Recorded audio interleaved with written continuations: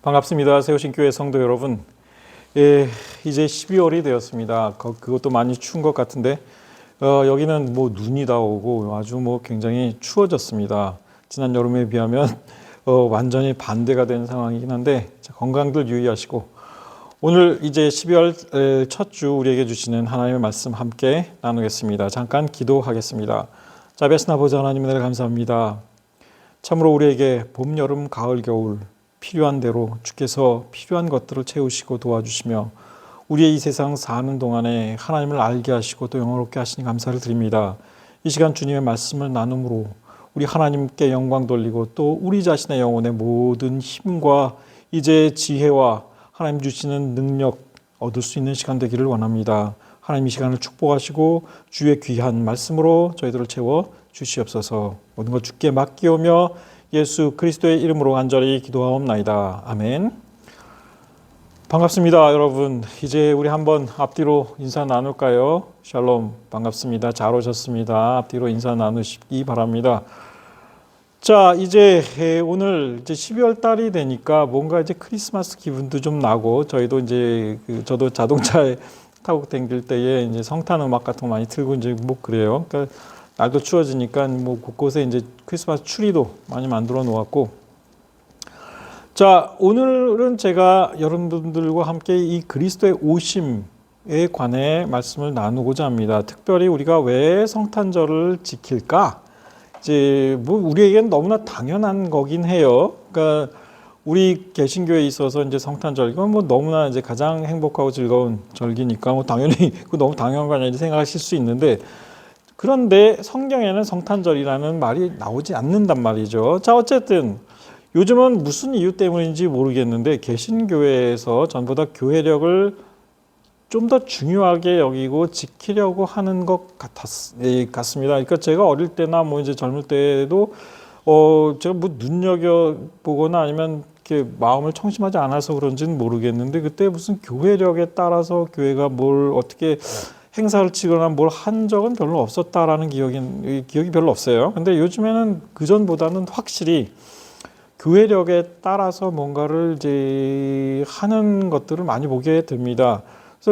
그래서 최근에 이제 12월 원래는 보통 그 12월 첫 주나 아니면 11월 마지막 주에 걸리기도 하는데 그 대림절이 시작이 됐어요. 이미 지난 주일부터 이제 대림절이 사실 시작이 됐는데 제가 젊은 날에는 대림절 그 생전 별로 못 들어봤다 이 생각했는데 요즘에는 교회들만 사실 교회력을 많이 지키려고 소중하게 여기려고 하는 겁니다. 그러니까 이게 개신교회에서도 그래요. 옛날에 이게 뭐 이제 좀 카톨릭이랑 관련된 건가 이제 이렇게 생각될 수도 있는 것이긴 한데 그런데 이제 꼭 그것만은 아니잖아요. 그러니까 카톨릭 뭐 그리고 그쪽에서 지킨다 해가지고 뭐 이제 개신교가 거부할 리는 없는 건데 교회 전통이니까 뭐 구약 성경 같은 경우에는 예를 들어 율법에 따라 무교절, 뭐 맥추절, 장막절 이런 거 이제 불임절도 얘기도 나오고 뭐 이제 이런데 이스라엘 백성들이 지켜야 할 절기들이 많이 있었습니다. 그리고 이제 음력에 따라서 그 날짜를 계산하는 방식도 다 정해져 있었죠.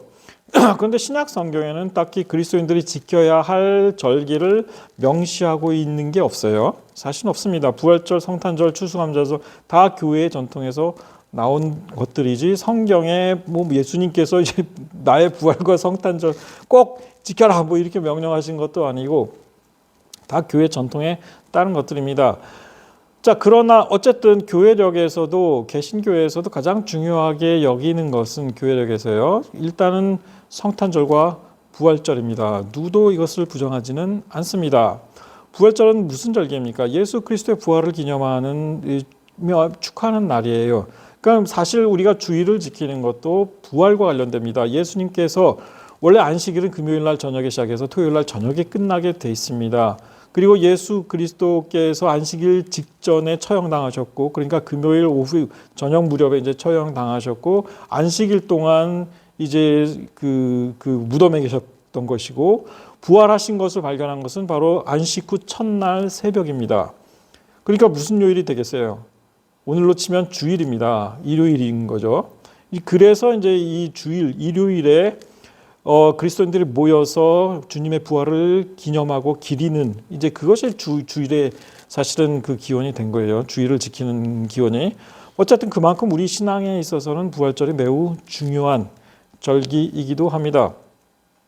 한편 이 부활절이 이 기독교인들 개신교 이제 기독교에서 중요한 이유는 부활절만 정확하게 날짜를 우리가 계산할 수 있기 때문입니다. 그것은 왜냐하면 부활절하고 예수 그리스도의 부활이 바로 유월절 명절 기간에 일어났거든요. 유월절 명절 기간은 음력으로 계산될 수 있습니다. 그러니까 유대교 유월절하고 연동이 되어 있어요. 다만 이제 그 음력을 따지는 데 있어서 이제 그 요즘에 그 이제 개신교 그러니까 기독교에서는 그 춘분 이후에 첫 보름달이 뜬 후에 오는 주일 이 주일을 부활절로 잡는다 이런 전통이 있어요.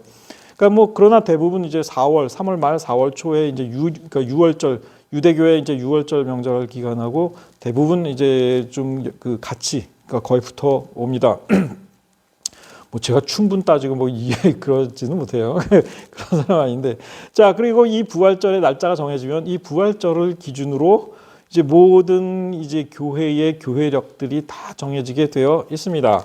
자, 그리고 두 번째 이제 중요한 그러니까 두 번째 중요하다기보다 사실 성탄절과 부활절 다 동일하게 중요합니다. 부활은 우리의 구원을 이루시는 예수 그리스도의 이제 그 부활이 일어난 일이기 때문에 중요한 것이고 성탄절은 예수께서 이 땅에 오신 날이기 때문에 중요합니다.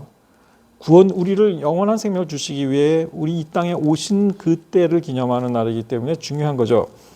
자, 근데 문제는 뭐냐면 부활절은 정확한 날짜를 그래도 알 수 있는데 어느 정도? 하지만 성탄절은 그렇지 않다 이거예요. 예수님께서 몇 년도에 몇 월 며칠 날 오셨냐? 몇 년도에 오셨는지조차도 사실은 확실치가 않습니다.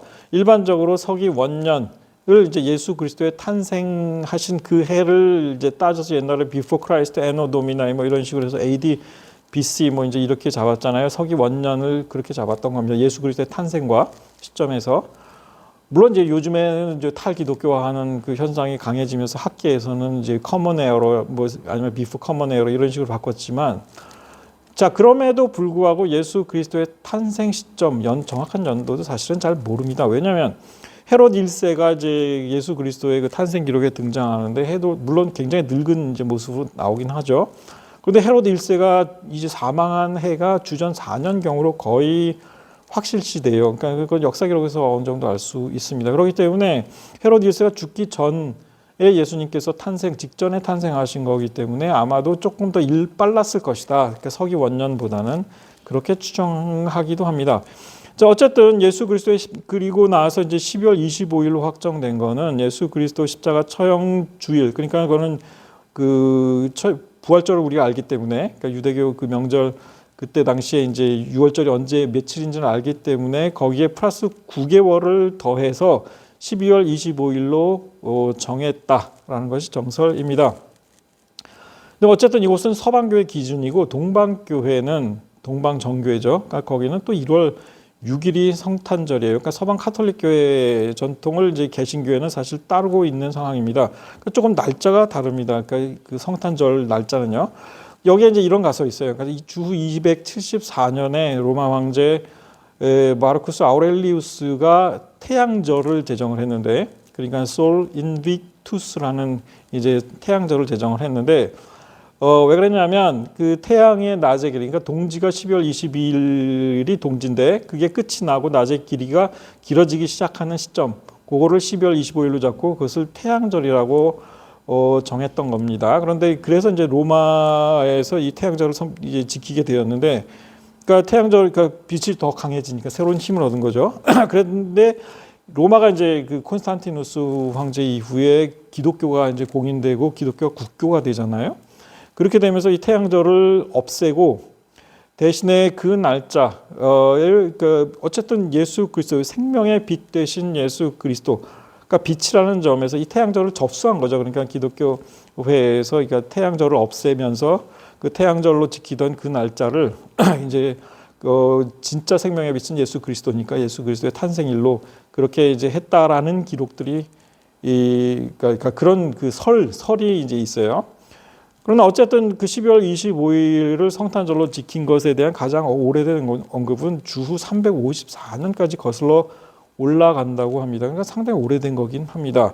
그러니까 뭐 정확하게 어쨌든 성탄절의 정확한 날짜 우리가 알지 못하지만 기독교 전통에서만 12월 25일에 지키고 있는 것입니다. 자, 오늘 사실 제가 여러분들에게 말씀드리고자 하는 말씀의 핵심은 이 기독교 교회력에서 그러니까 그러니까 부활절을 기점으로 해서 모든 기독교 1년의 교회력 여러 절기들이 정해지는데 그중에 특히 대림절 그러니까 어드벤투스라고 이제 보통 불러요. 오심, 그러니까 예수 그리스도의 오심, 그러니까 이걸 뜻합니다. 우리말에서는 대림절, 기다릴 때예요. 그러니까 예수께서 임하신 것, 그러니까 초림입니다.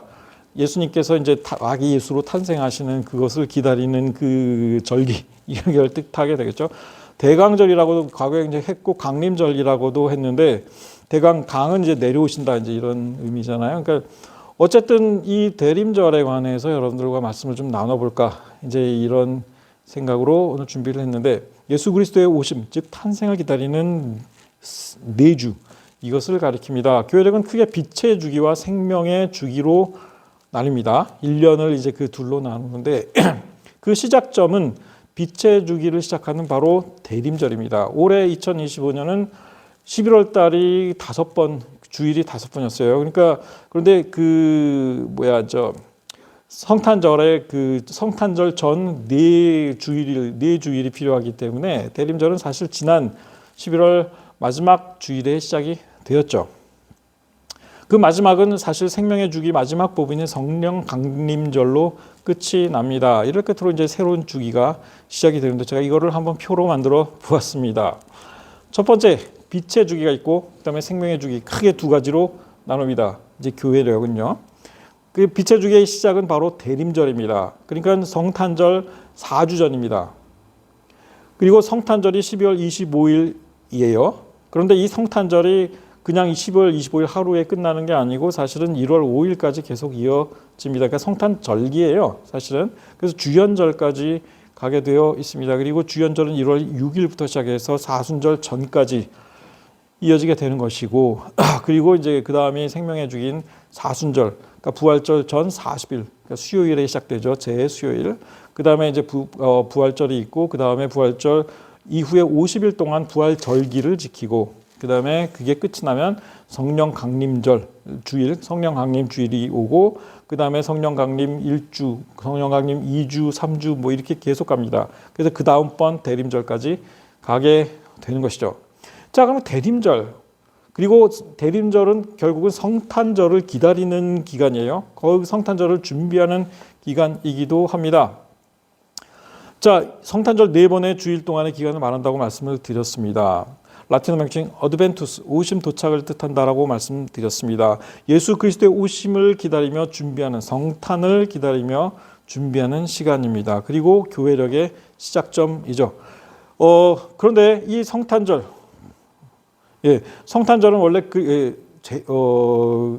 예수 그리스도의 초림을 기념하는 날이고 대림절은 또 그 성탄을 이제 준비하는 기간이기도 한데 오늘날의 대림절은 사실 두 가지 의미가 있습니다. 첫 번째는 예수 그리스도의 초림인 성탄을 기다리고 준비하는 의미. 그 다음에 재림, 예수 그리스도의 다시 오심을 또한 기다리는 그런 의미도 있다라고들 이야기를 합니다. 성탄절이야 뭐 우리가 너무나 잘 알 수 있는 것이고 뭐 전통적으로 서방교회는 12월 25일을 성탄절로 정했고 동방교회는 1월 6일을 이제 성탄절로 정했습니다. 이거는 예수 그리스도의 처형하고 죽음 플러스 9개월을 더해서 얻어진 날짜들이다. 이거를 여러분들에게 말씀을 드렸죠. 자, 뭐 이건 다 이제 좀 전에 다 말씀드린 거고 주현절은 이게 좀 애매해요. 주현절. 그러니까 사실 이 성경 이런 절기들이라는 것이 우리 개신교회의 입장에서는 성경의 지키라 명령으로 이렇게 주어진 것은 아니거든요. 그러니까 그러나 그렇다고 해가지고 뭐 지키기 나쁜 거냐? 그렇진 않죠. 이대로 우리가 지켜갈 수 있다면 뭐 더없이 좋은 것이라 생각이 듭니다. 그러나 뭐 주연절 이걸 절대적으로 생각하실 필요는 없습니다. 주의 현현을 기념하는 절기인데 이거는 동방교회에서 시작된 절기로 알려져 있습니다. 그래서 교회 안에서도 사실 주연절은 크게 강조하지 않는 것 같아요. 그리고 어떤 사건을 구체적으로 가리키는 것인지도 동방교회랑 서방교회 좀 달라요. 그러니까 동방교회에서는 그리스도의 그 세례 받으신 그 부분을 절개 근거로 삼는 반면에 서방교회는 또 동방 박사들이 예수 그리스도를 찾아온 그 시점을 근거로 삼고 있습니다. 동방 박사의 방문이 바로 예수님 탄생 직후에 일어난 일이 아니라 조금 뒤에 일어났다라고 카톨릭에서는 많이 보는 것 같아요. 이제 그렇습니다. 그래서 주연절은 사실 우리에게 있어서는 그렇게 크게 큰 의미로 와닿지는 않는 기간이기도 합니다.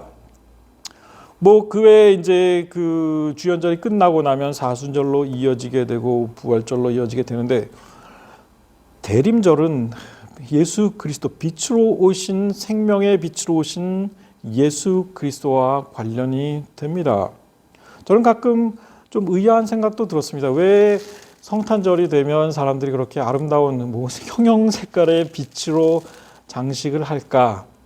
뭐 이제 물론 여러 가지 교회 안에서 있었던 전통들도 있겠지만, 예수 그리스도께서 이 땅에 빛으로 오셨다라는 말씀이 성경에 나오고 있다 한 겁니다. 여러분들 가장 대표적인 게 요한복음 1장이잖아요. 1장에 나옵니다. 태초에 말씀이 계시니라, 이 말씀이 하나님과 함께 계셨으니 이 말씀은 곧 하나님이시니라.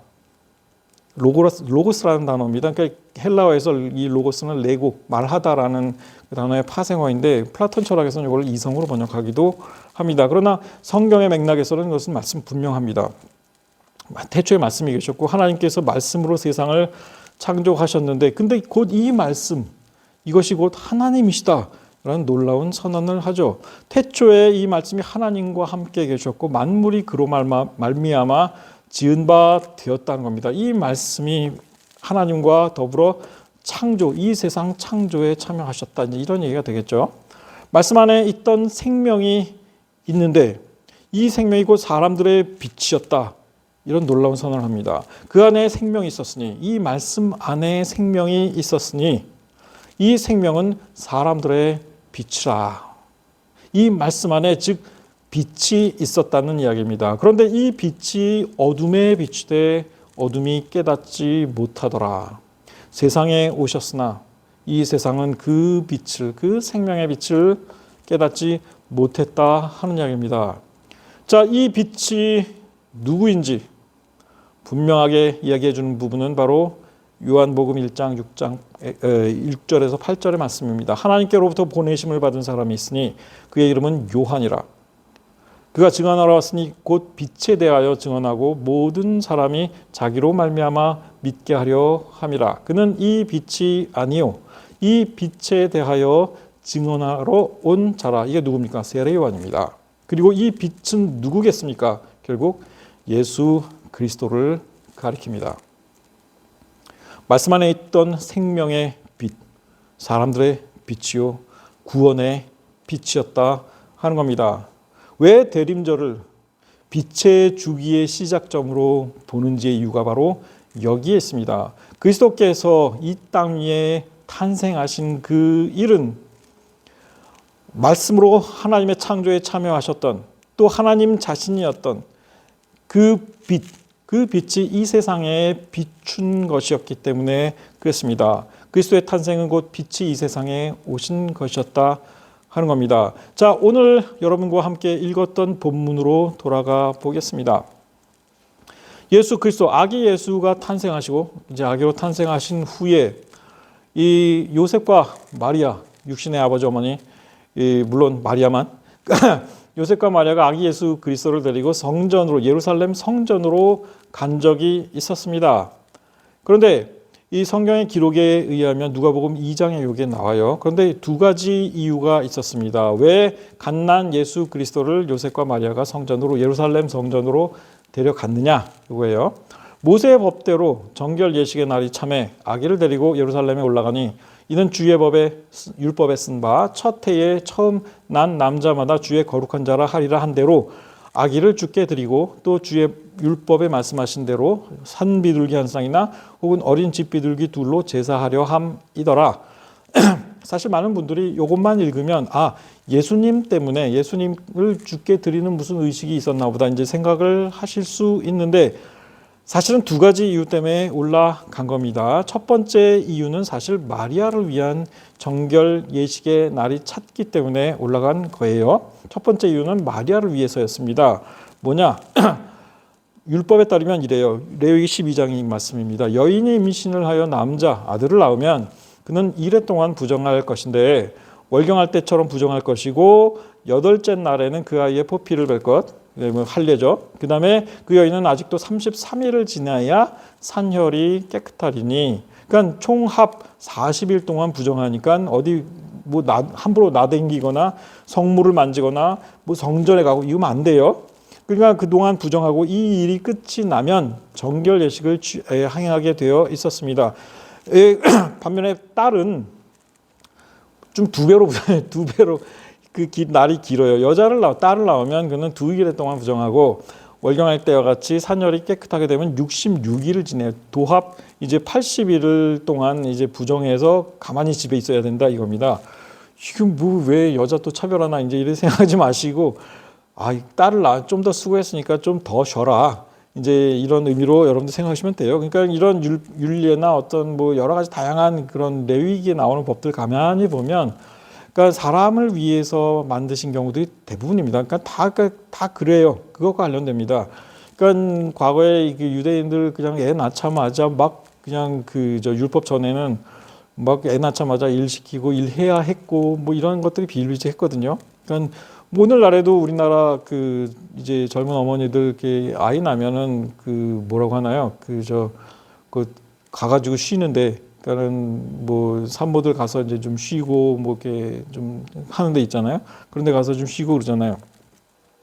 자, 출산한 여인 정결 예식을 치러야 했습니다. 아들이나 딸이나 정결하게 되는 기한이 차면 그 여인은 번제를 위해 1년 된 어린 양을 가져가고 속죄제를 위하여 집 비둘기 새끼나 산비둘기를 제사장에게로 가져가서 거기서 이제 정결 예식을 치르고 산혈이 깨끗해진다. 이제 이런 말씀이 나오게 됩니다. 이게 레위기 12장에 나오는 말씀이에요. 자, 그런데 경제적으로 여유롭지 못할 경우에는 어린 양 대신에 이제 비둘기로 대체할 수 있었습니다. 그 여인이 어린 양을 바치기에 힘이 미치지 못하면 산비둘기 2마리나 집비둘기 새끼 2마리를 가져다가 하나는 번제로 또 하나는 속죄 제물로 삼아라. 이렇게 레위기 12장이 규정하고 있다 하는 겁니다. 자, 그런데 요셉과 마리아는 어린 양 대신에 다 비둘기로 대체했죠. 모세의 법대로 정결 예식의 날이 참에 아기를 데리고 예루살렘에 올라가니 주의 율법에 말씀하신 대로 산비둘기 한 쌍이나 혹은 어린 집비둘기 2로 제사하려 함이었더라. 어린 양 얘기는 안 나옵니다. 그러니까 경제적으로 뭐 목수였던 이제 요셉 그렇게 여유롭지는 못했던 것이었죠. 자, 두 번째 이유가 바로 예수 그리스도의 대속입니다. 그러니까는 첫 아들로 탄생하셨기 때문에 예수 그리스도가 어쨌든 간에 이 대속을 받아야 돼요. 그랬기 때문에 이제 성전에 가게 되는 건데, 여기에는 출애굽과 관련이 됩니다. 출애굽 시대에 모세에게 명령하신 게 이렇습니다. 이스라엘 자손 중 사람이나 짐승 막론하고 태에서 처음 난 모든 초태생은 다 거룩히 구별하여 내게 돌리라. 다 내 것이다. 이런 말씀이 나와요. 출애굽 당시에 이스라엘 초태생들을 다 살리신 사건 여러분 다 아시죠? 죽음의 사자가 이제 와가지고, 그래서 패스 오버, 그러니까 이스라엘 백성들의 사는 집은 문설주에 이제 어린 양의 피를 발라서 거기를 패스 오버, 죽음의 사자들이 패스오버 한 거예요. 그래서 이제 유월절이라는 말이 나온 거잖아요. 유월절 영어로 패스오버 합니다. 그때 바로가 완악하여 우리를 보내지 않으니까 여호와께서 애굽 나라의 모든 초태생들을 사람 장자로부터 짐승의 모든 초태생까지 다 죽이셨는데, 그때 이제 이스라엘 백성들은 그걸 다 살려주셨습니다. 그래서 여호와께 제사를 드려서 첫 아들 중에, 그러니까 모든 아들들 중에 초태생 중에 처음 난 것들을 다 하나님께 돌리는데 대속할 수 있도록 허용을 해 주셨습니다. 그러니까 너는 태에서 처음 난 모든 것과 내게 있는 가축의 태에서 처음 난 것을 다 구별하여 여호와께 돌려라. 이렇게 명령을 하셨고, 낙이 첫 새끼는 대신에 낙이 너무 크고 이제 좀 비싸잖아요. 그런 건 조금 깎아주시는 거예요. 어린 양으로 대속하도록 이제 깎아주셨습니다. 그리고 아들 중에 첫 장자, 처음 난 모든 자들은 전부 다 대속을 받아야 됩니다. 다 그것도 바쳐야 되는 건데 하나님께 어떻게 대속했느냐? 레위인을 택하셔서 레위인으로 하여금 하나님을 섬기게 함으로써 다른 지파의 모든 장자들을 대속하신 겁니다. 내가 이스라엘 자손 중에 레위인을 택하여 이스라엘 자손 중에 태를 열어 태어난 모든 자를 대신하게 하였은즉 레위인은 내 것이라. 자, 이거예요. 이게 중요합니다. 모든 지파의 각 장자들을 대신하여 이제 레위인을 하나님의 것으로 택하신 겁니다. 그래서 그들은 내 것이다 하는 거예요. 그래서 사람들이 레위인에게 이제 그 때때로 재물을 가져다 주기도 하고, 그래서 그거를 레위인을 통해서 바치고 뭐 이런 겁니다. 레위인의 선택의 의미가 바로 장자였다 하는 겁니다. 이스라엘 자손 중 모든 처음 태어난 자 대신 레위인을 내게 돌리라. 이 말씀이 민수기에도 나옵니다. 예수님 시대 정도 내려왔을 때는 이제 이와 같은 그 의식이 그러니까 상당히 간소화된 것으로 드러납니다. 주의 율법에 쓴 바 첫 해에 처음 난 남자마다 주의 거룩한 자라 하리라 한 대로 아기를 주께 드리고, 이렇게만 표현이 되어 있어요. 그러니까 이제 주께, 여기서 아기를 주께 드리는 어떤 의식을 행한 것은 분명한데 어떤 형태로 했는지는 정확하게 성경에 기록되어 있지는 않습니다. 그 어떤 간략한 어떤 제물을 바친다거나 레위인에게, 그러니까 왜냐하면 레위인들이 장자를 대속했기 때문에 이제 그런 어떤 의식을 했을 것으로 추정할 뿐입니다. 자, 이제 우리의 본문으로 다시 돌아가 보면 예루살렘에 그런데 이 이제 정결 의식, 예식과 장자 드리는 의식을 행하기 위해서 요셉과 마리아가 이제 아기 예수를 데리고 왔단 말이에요. 자, 그런데 예루살렘에 왔을 때에 거기에 시몬이라는 이름의 노인이 한 사람 살고 있었습니다. 누가복음 2장 25절 이하에 보면은 이 사람은 의롭고 경건했다라고 합니다. 그리고 무엇보다 이스라엘의 위로를 기다리는 자라라고 기록하고 있습니다. 그리고 성령이 그 위에 계시더라, 이렇게 기록합니다. 그런데 더 중요한 것, 주의 그리스도를 보기 전에는, 즉 메시아 그리스도를 자기 눈으로 보기 전에는 죽지 아니할 것이다라는 성령의 지시를 받고 있었다 하는 겁니다. 시몬이 기다리던 이스라엘의 위로가 무엇일까요? 이것은 이사야서에 예언이 되어 있는 용어이자 예언의 내용입니다. 이사야서의 말씀입니다. 너희는 위로하라, 내 백성을 위로하라. 그 노역의 때가 끝났고 그 죄악이 사함을 받았느니라. 죄의 사함, 그것이 바로 백성의 위로였습니다. 너희는 광야에서 여호와의 길을 예비하라. 사막에서 우리 하나님의 대로를 평탄하게 하라. 이거 어디서 많이 여러분들 들어보셨을 거예요. 그렇죠? 세례 요한과 관련된 말씀이지 않습니까? 세례 요한을 너 누구냐? 세례 요한한테 사람들이 물었습니다. 나는 광야에 외치는 자의 소리다. 주의 길을 예비할 사람이요, 주의 대로를, 하나님의 대로를 평탄하게 하기 위해서 온 예언자다라고 자기 자신을 소개한 바 있었죠. 이스라엘의 위로라는 것은 결국 메시아 그리스도의 탄생을 가리키고 있다 한 겁니다. 이스라엘을 죄악에서 구원하실, 죄 사함을 해주실 메시아를 기다리고 있었고, 그것이 바로 위로였습니다. 이사야서 40장 계속됩니다. 주 여호와께서 장차 강한 자로 임하실 것이요 친히 그의 팔로 다스리실 것이라. 그는 목자같이 양떼를 먹이며 어린 양을 그 팔로 모아 품에 안으시며. 이분, 이 목자 같은 분, 어린 양들을 팔로 모아 품에 안으실 이분이 바로 이스라엘의 위로였다 하는 겁니다. 자, 시몬, 자기가 죽기 전에 그리스도를 보리라 하는 예언을 받은 성령이 함께 하시던 사람이었습니다. 누가복음 2장 26절은 이렇게 얘기합니다. 성령이 그 위에 계시더라. 그가 주의 그리스도를 보기 전에는 죽지 아니라 하는 성령의 지시를 받았더니. 누가복음 2장 27절은 이렇게 얘기합니다. 성령의 감동으로 성전에 들어가매 마침 부모가 율법의 관례대로 행하고자 하여 그 아기 예수를 데리고 오는지라. 성령의 감동으로 성전에 들어가는데 거기에서 예수 그리스도를 보게 된 것입니다. 이 시몬이, 예수 그리스도를 본 시몬, 뭐라고 그 자리에서 예언 같은 이야기를 합니다. 아기를 보고 주제여 이제는 말씀하신 대로 종을 평안히 놓아 주신도다. 이제 내가 죽을 수 있게 되었습니다. 평안히 잠들 수 있게 되었습니다. 이 얘기죠. 왜냐? 내 눈이 주의 구원을 보았사오니 이는 만민 앞에 예비하신 것이요 이방을 비추는 빛이요. 여기에 이 표현이 나옵니다.